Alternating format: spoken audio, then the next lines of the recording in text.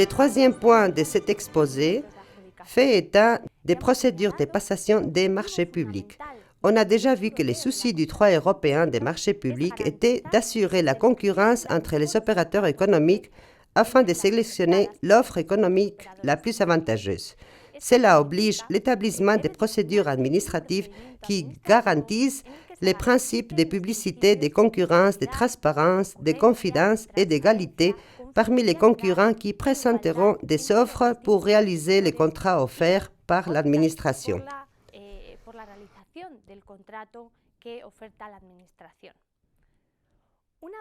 Tenant compte de ces deux points relatifs à l'européanisation du droit des marchés publics et aux sources du droit des marchés publics en Europe, il nous reste l'analyse des procédures fixées dans le cadre des sources réglementaires. Il y a deux types de procédures. Comme nous l'avons déjà précisé, il s'agit d'une part des procédures de passation et d'autre part des procédures de révision de ces décisions prises lors de la passation.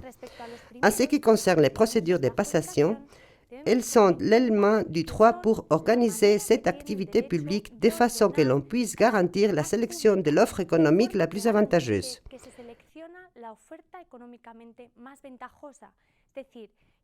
C'est-à-dire que l'opérateur économique qui présente la meilleure offre du marché soit celui qui va exécuter l'objet du contrat pour l'administration, à savoir dans les cas qui nous occupent, le gouvernement local. Les procédures sont ordonnées dans ces buts en deux phases. D'un côté, la préparation du contrat et de l'autre côté, la procédure de passation orientée vers la sélection du fournisseur. Dans la phase de préparation du contrat, des règles rigoureuses sont fixées en ce qui concerne la publicité de l'offre et les règles de concurrence qui déterminent les appels d'offres de la part de n'importe quel opérateur économique dans le cadre du marché intérieur pour qu'on puisse présenter des offres afin d'honorer les contrats. Une fois les offres présentées, la procédure de passation réglera le choix de la meilleure offre. Et à cet effet, les droits européens offrent différentes modalités de mise en concurrence.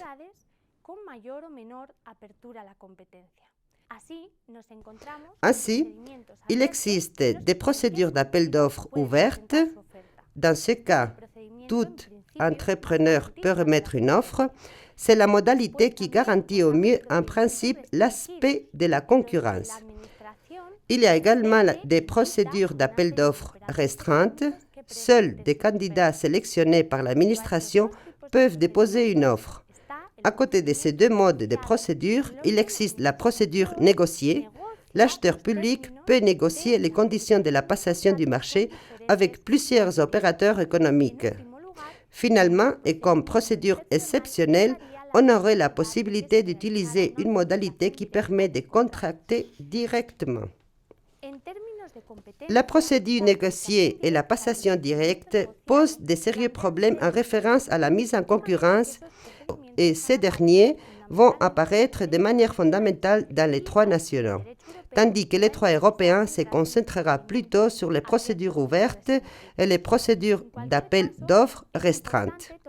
En tout cas, il est important de prendre conscience que le droit européen se concentre justement dans cette phase qui va dès la préparation du contrat, déterminer les bases des cahiers de charges qui définissent les conditions d'exécution du marché, jusqu'à la sélection du fournisseur et la signature du contrat.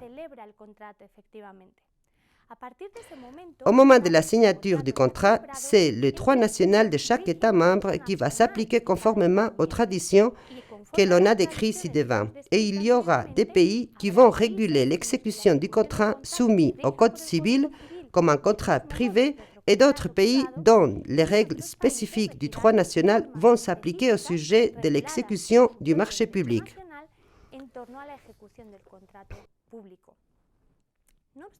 Néanmoins, il faut tenir compte que le droit communautaire a pris conscience de l'importance de certaines interventions effectuées dans la phase d'exécution du contrat.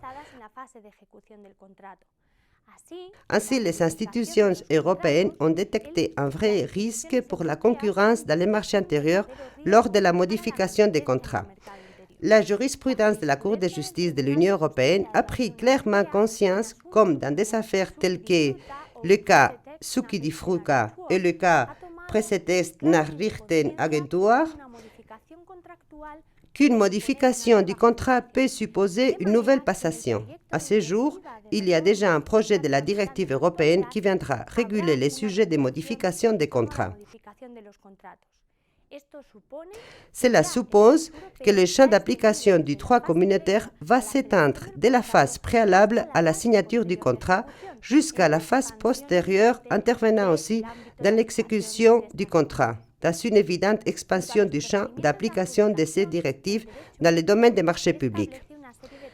À côté des procédures de passation des marchés publics, le droit européen fixe une série de procédures de recours pour la révision de celles-ci, et qui sont réglées par des directives de recours déjà expliquées ci-dessus. Ces directives se projettent en deux lignes fondamentales. D'un côté, elles règlent les démarches de la procédure de passation et de l'autre côté, elles établissent une procédure parallèle de révision de ces décisions. En premier lieu, une série de mesures sont introduites dans la procédure de passation dirigées à garantir l'effet de la tutelle des soumissionnaires. Ces mesures sont au nombre de 3. La première est l'établissement d'une clause d'attente, d'une standstill, placée entre la passation du marché et sa signature, et où il est possible de contester la décision adoptée et que l'on considère opposée au droit européen pour éviter l'impossibilité de faire remonter les actuations une fois signé le contrat.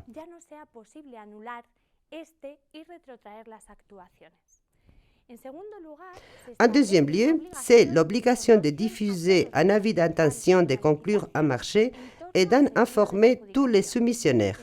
Cela va permettre aux candidats de connaître l'attribution du marché et, dans les cas, de contester la décision à cause des possibles illégalités survenues dans la procédure préalable. Et en troisième lieu, c'est la suspension automatique de la procédure dès qu'un recours contre l'attribution du marché est introduit. Quand la décision d'attribution du marché est contestée, la possibilité de la signature du marché est automatiquement suspendue jusqu'à la résolution du cas par les juges chargés de l'affaire.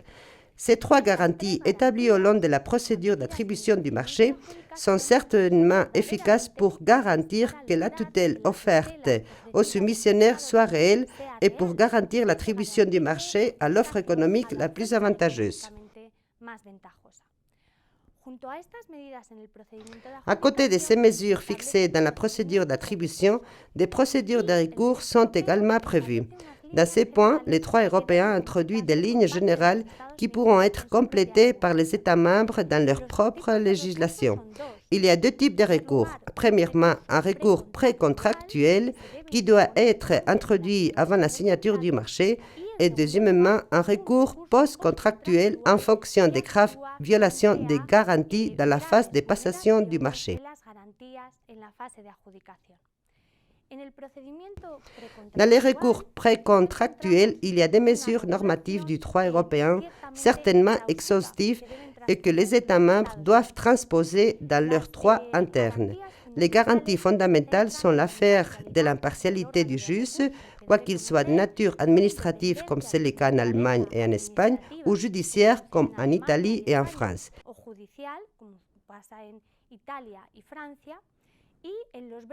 Il opère dans les plus brefs délais prévus pour la résolution de ces recours. Lorsque les garanties prévues pour instruire le recours précontractuel n'ont pas fonctionné, le recours post-contractuel se met immédiatement en marche et va permettre la déclaration d'inefficacité du marché. L'introduction de ces recours post-contractuels représente à nouveau une immersion du droit européen du marché public dans la phase d'exécution du contrat, comme c'était le cas dans la régulation des modifications des marchés. Encore une fois, on peut vérifier certainement cette vis expansiva du droit européen dans toutes les phases des marchés publics. En tout cas, le recours post-contractuel suppose une clause de fermeture qui permet, même dans des pays que l'on n'a pas procédé à l'annulation du contrat à cause des vices qui ont eu lieu dans la phase de passation, qu'il soit possible de les déclarer inefficaces à cause de la violation des normes européennes. declarar ineficaz un contrato cuando se han vulnerado las normas europeas.